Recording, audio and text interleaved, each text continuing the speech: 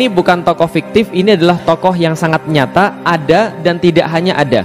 Tapi keberadaan dia itu sudah pernah disampaikan oleh Rasulullah Sallallahu Alaihi Wasallam dalam hadisnya. Namanya Muhammad Al-Fatih. Ini hadisnya. La tuftahan al-Qunstantiniyah, fala ni'mal amiruha, wala ni'mal jaishu dzalikal jaish. Akan ditaklukkan kota Konstantinopel oleh kalian. Dalam hadis yang lain, la tuftahan al-Qunstantiniyah ala yadi rajulin. Akan ditaklukkan Konstantinopel di tangan seorang pemuda. Sebaik-baik panglima itulah dia. Sebaik-baik pasukan yang dia pimpin. Pujian Rasul bagi penakluk Konstantinopel dan pasukan-pasukannya. Ini kota memang kota paling kuat pada zaman dulu. Napoleon Bonaparte yang ahli perang mengatakan, andaikan dunia ini jadi sebuah negara, maka ibu kotanya tidak akan diperdebatkan. Pastilah Konstantinopel. Nah, siapa yang menaklukkan Konstantinopel? Ini orangnya. Namanya Muhammad II bin Murad, atau yang kita kenal dengan nama Muhammad Al-Fatih. Pada tanggal 6 April 1453 disepakati penyerangannya pada tanggal ini. Gimana cara serangannya? Al-Fatih melalui tiga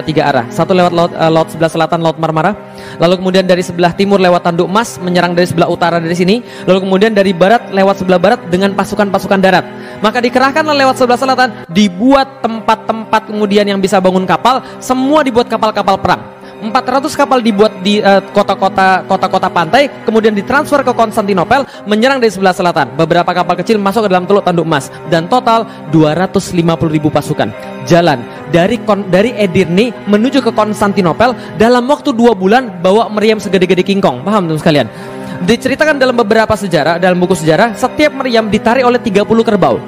Dan 30 kerbau ditemani oleh 100-an orang. Untuk apa? Ngeratain jalan. Paham tuh sekalian? Karena dia nggak boleh ada gundukan. Ada gundukan nggak bisa ditarik. Bisa dipahami ya? Jadi ada orang ngeratain jalan, ditarik. Ngeratain jalan, ditarik. Ngeratain jalan, ditarik. 2 bulan sampailah mereka ke depan Konstantinopel melalui segala macam rintangan. Dan mereka tulis dalam chronicles mereka, ketika kami berjalan di siang hari, maka matahari tidak tembus sampai ke dalam terompah kami, karena tertutup oleh panji-panji dan tombak-tombak kami. Dan pada waktu malam hari, Anda tidak akan dapat melihat bumi karena tertutup oleh kemah-kemah kami. Giliran orang Konstantinopel lihat ketika sudah sampai di depan pintu depan Konstantinopel, mereka naik ke atas menara, mereka tulis dalam chronicles mereka, kami melihat kaum muslim datang kepada kami like a river of steel, seperti sungai dari besi. 7,5 kilometer itu kaum muslim semua. Kebayang teman sekalian? 6 April 1453 berdasarkan nasihat daripada Aksyamsuddin, peperangan dimulai. Sehari sebelum kemudian peperangan dimulai, Al-Fatih mengirimkan utusan. Kenapa? Hadisnya ada, jangan perangi manusia sebelum utus manusia pergi ke pekarangan mereka, dan sampaikan pada mereka 3 pilihan. 1, masuklah kepada Islam, dan itu lebih baik daripada dunia dan seluruh isinya, jadi kita tidak usah perangi mereka. Yang kedua, bayar jizyah ketundukan. Atau ketiga, mereka kemudian mau diperangi. Maka kemudian Kaisar bilang, lebih baik kami mati. 6 April 1453 dibariskan pasukan di depan tembok Konstantinopel, kira-kira jaraknya 1,5 kilometer. Kenapa 1,5 kilometer? Cukup jauh untuk bisa dipanah, tapi cukup dekat untuk bisa disaksikan. Pada hari yang sama, hari Jumat, Muhammad Al-Fatih sholat Jumat di situ. Bisa dipahami? Ketika sudah sholat Jumat, takbir berkumandang, masuk ke dalam Konstantinopel, terdengar orang-orang muslim sedang melaksanakan sholat Jumat, mereka berpikir, ini kayaknya terakhir kalinya kita melihat salib di atas Hagia Sophia. Maka peperangan dimulai, meriam pertama ditembakkan. Yang menang Muhammad Al-Fatih atau Konstantinopel? Maunya Muhammad Al-Fatih, tapi kejadiannya serangan dari 3 arah, kalah total. Kenapa kalah total? 400 kapal dihabisi hanya dengan sekitar 27 kapal Konstantinopel. Loh kok bisa habis? Karena 27 kapal Konstantinopel ini jauh lebih besar daripada kapal kaum muslimin. Di masa Muhammad Al-Fatih baru belajar buat kapal. Teknologi paling bagus pembuatan kapal ada di daerah Italia, di Venice sama di daerah Genoa. Maka mereka kemudian paling hebat di sana, bawa kapal ukurannya 10-14 kali lipat lebih besar daripada kapal kaum muslimin. Kalah total di sana. Diceritakan dalam sejarah seperti semut lagi mengerubungin sebuah papan. Bisa dipahami sekalian, saking besarnya kapal mereka. Kalah total di lautan, sebelah daratan dipasang rantai segede kingkong, kapal-kapal nggak bisa masuk. Lalu bagaimana dari sebelah barat? Meriam-meriam ditembakkan. Betul, sekali tembak hancur porsi besar dalam dinding mereka. Tapi baru ketahuan kelemahannya. Apa kelemahannya? Reloadnya 3 jam sekali. Paham sekalian? Tembak, sebentar, jangan diisi dulu lah. Kenapa? Ini pergesekannya sangat luar biasa, panas. Kalau dipasang nanti pecah. Jangan diemin dulu. Udah didiemin dulu, pendinginan dulu, cooling down. 3 jam sekali baru bisa tembak lagi. Bayangkan, 7,5 kilometer, 69 meriam. 100 meter 1 meriam, nggak bisa jebol. Lah kenapa? Jebol, hancur semen, jebol, hancur semen, tembak, hancur semen, tembak, hancur semen. Paham teman sekalian? Semua itu nggak terjadi kemudian yang mereka harapkan. Dari tanggal 6 April 1453 sampai tanggal 20 April 1453, 2 minggu mereka di depan tembok. Mereka pikir mereka bisa menang, ternyata kalah total. Temboknya terlalu perkasa bagi mereka. Dari situ yang mereka lihat bukan kemenangan. Apa yang mereka lihat? Mayat-mayat bergelimpangan. Kemudian logistik bertambah sedikit, penyakit-penyakit mulai muncul, orang-orang mulai kemudian kehilangan semangat tempur, mulai muncul masa-masa suara-suara sumbang. Ingat baik-baik, kalau antum punya proyek besar atau kalau antum mau hijrah, pas antum baru mau nyampe itu masih ada ujian. Mesti ada ujian, muncul suara-suara sumbang, dan biasanya pakai dalil. Kan bukannya Allah tidak membebankan kepada kita apa yang tidak sanggup kita tanggung gitu kan. Sama kayak di situ, muncul suara-suara sumbang, pulang aja yuk. Kayaknya kita nggak bakal menang deh. Muhammad Al-Fatih ini kurang ajar, masih muda, ambisius. Gara-gara dia banyak yang mati, gara-gara dia banyak muda yang meninggal, gara-gara anak muda yang ambisius ini. Muncul suara-suara sumbang, dan Al-Fatih tahu yang paling berbahaya dalam perang bukan kehilangan logistik, bukan kehilangan senjata, tapi kehilangan mental. Maka dia kumpulin seluruh panglima-panglimanya, dia rapat. Oke, sampaikan pada saya, apapun yang anda mau, sampaikan pada saya. Kita lanjut atau kita pulang. Nggak ada yang berani ngomong. Lah kenapa? Al-Fatih itu 21 tahun tapi temperamental. Siapa yang kemudian macam-macam itu bisa dihukum sama dia. Nggak ada yang berani ngomong. Yang berani ngomong cuma satu orang, namanya Khalil Pasha. Khalil Pasha datang pada Muhammad Al-Fatih. Khalil Pasha ini penasehat semenjak zaman bapaknya. Sudah sepuh banget, sudah senior. Dia bilang, Muhammad, bukankah saya adalah penasehat dari zaman bapakmu? Iya. Muhammad, saya melihat kamu dari kecil. Saya melihat kamu tumbuh jadi dewasa, menjadi seorang panglima yang diharapkan oleh umat. Nggak ada yang bisa memimpin semua ini kecuali kamu di masa depan. Lalu dia bilang begini, tapi dari tadi tuh saya lihat kamu tuh keras kepala luar biasa. Kamu itu membawa pasukan menuju jurang kehancuran. Kalau kamu tetap keras kepala seperti ini. Belakangan diketahui dia sudah disogok oleh Yunani. Lalu kemudian dibilang nih, pulang saja. Kita ambil kemudian upeti dari mereka, kita balik lagi. Al-Fatih nggak suka. Sebelum selesai ngomong orang ini, orang sepuh ini, meja dibanting. Keluar! Seorang mualaf namanya Zaganos Pasha. Zaganos Pasha bilang gini, jangan dengarkan kata-kata dia. Dia hendak memadamkan semangat dari dalam diri kita. Ingat baik-baik, kita datang tidak pernah berharap untuk kembali selain hidup mulia atau mati syahid. Dan saya tidak mau kita kalah di bawah tumpukan batu-batu ini. Kalau seandainya mereka punya bantuan, kita punya Allah. Dan kalau kita punya Allah, kita tingkatkan serangan, kita tingkatkan tekanan pada mereka, insya Allah kita menang. Lanjut atau pulang? Masalahnya adalah ini nggak bisa ditembus sama sekali. Salah seorang penasihat Muhammad Al-Fatih bilang, gini Pak, kenapa di sini nggak bisa ditembus? Karena mereka semua berkumpul di belakang sini. Tiap kali ada kerusakan pada tembok, mereka sudah biasa memperbaiki, maka mereka cepat memperbaiki. Andaikan kapal kita bisa masuk ke sini, Pak, kita bisa nyerang dari sebelah utara. Kalau kita nyerang dari sebelah utara, tembok di sini nggak 3 lapis, cuma 1 lapis saja. Kalau kita bisa serang dari utara, pasukan bertahan terpaksa terpecah ke sebelah utara, dan di sini nggak akan mudah direparasi seperti semula. Ini caranya. Oke, kalau gitu, masalah apa? Masalahnya, bro, di situ ada apa? Rantai segede kingkong. Terus gimana caranya? Potong rantainya. Rantai segede gini, Pak. Nggak bisa. Tabrak pakai kapal mukaram.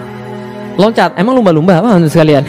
Nggak bisa, semua orang sudah coba, nggak bisa. Lalu kemudian di tengah-tengah stalemate itu mereka down lagi. Al-Fatih bilang begini, tenang, saya sudah mikir ini dari semalam kok. Loh, sudah mikir? Iya. Gimana caranya? Gampang.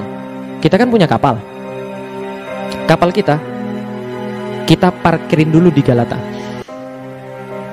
Setelah parkirin di Galata, kapalnya kita angkat, lalu kita balikin lagi ke laut. Mudah bukan?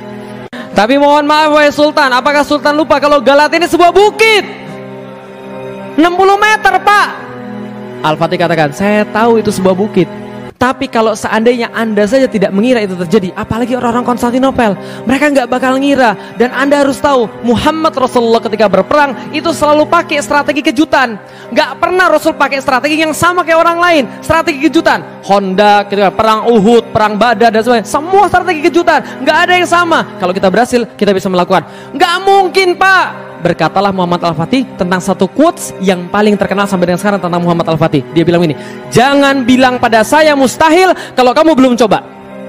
Langsung akhirnya disepakati 21 April 1453 disepakati kapal-kapal ditarik dari Selat Bosforus menuju pada Teluk Tanduk Mas. Hasilnya apa yang terjadi teman sekalian? 22 April 1453 kapal pindah. Berapa? 72 kapal pindah dari Selat Bosforus kepada Teluk Tanduk dalam waktu berapa lama? 1 malam. Berapa lama?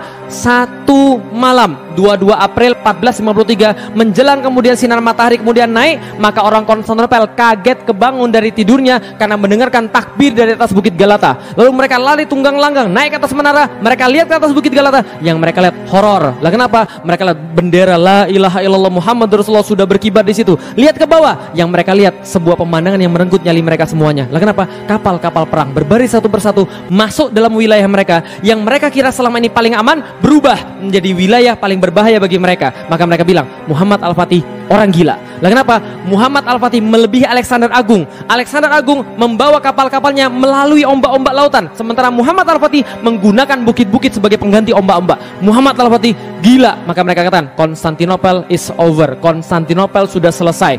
Maka tapi belum selesai, peperangan dilanjutkan sampai pada tanggal 27 Mei 1453. Dari 6 April 1453 sampai 27 Mei 1453, hampir 2 bulan mereka berperang di sana. Pada tanggal 27 Mei 1453, Al-Fatih berhasil membuat satu lubang yang sangat besar di tengah-tengah tembok Konstantinopel, karena tadi pasukannya sudah beralih ke sana. Lantas lubang ini nggak mungkin bisa diperbaiki lagi. Maka Al-Fatih katakan berhenti perang pada tanggal 27. Berhenti perang, besok semua berpuasa sunnah, doa pada Allah, berpuasa sunnah, doa pada Allah, minta penaklukan ini. Lah kenapa? Aku lebih baik tidak memimpin apapun kalau aku tidak punya kota ini. Aku pengen kota ini. Jangan kemudian kalian nggak puasa, semuanya puasa. Maka pada tanggal 28 semuanya berpuasa sunnah.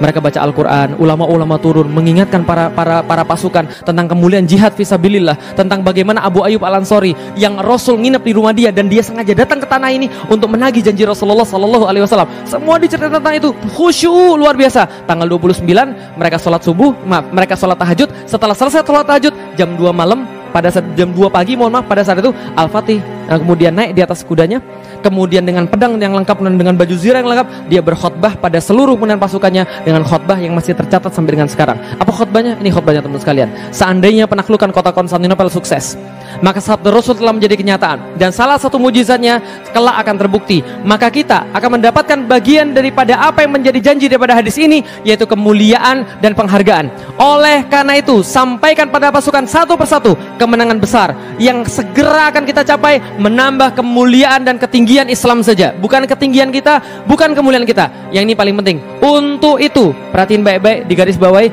untuk itu wajib bagi setiap pasukan menjadikan syariat selalu di depan mata dia, dan jangan sampai ada yang bermaksiat, karena Allah tidak akan memberikan kemenangan pada orang yang bermaksiat. Jangan maksiat. Kalau Anda maksiat, Allah tahan kemudian pertolongan Allah. Jangan maksiat. Jangan maksiat. Lah kenapa? Jangan mengusik tempat-tempat peribadatan orang. Jangan membunuh para wanita. Disampaikan nasihat-nasihat semuanya. Kemudian disiapkan pasukannya. Jam 2 berperang. Al-Fatih membagi 3 pasukannya untuk menyerang Konstantinopel. Yang pertama buat capek, yang kedua buat capek, yang ketiga sudah disiapkan beneran. Siapa yang gelombang pertama? Namanya pasukan Azab. Pasukan Azab dalam bahasa Indonesia pasukan jomblo. Paham teman sekalian?